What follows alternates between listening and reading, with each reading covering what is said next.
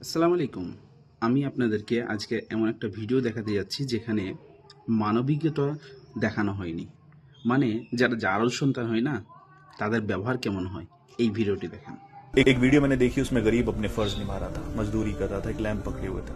तब एक जानवर आया, इंसान की शक्ल में जानवर जो आजकल घूमते रहते हैं, कहीं भी मिल जाएंगे आपको। खुद उससे टकराया और फिर ऐसी किक मारी उसको कि उस गरीब के चेहरे से उसका दर्द साफ दिख रहा था। वो उससे ज्यादा ताकतवर लग रहा था, लेकिन उसने पलट कर उससे कुछ नहीं कहा, क्योंकि शायद एक बाप होगा जो अपने बच्चों की जिम्मेदारी के लिए कमा रहा होगा।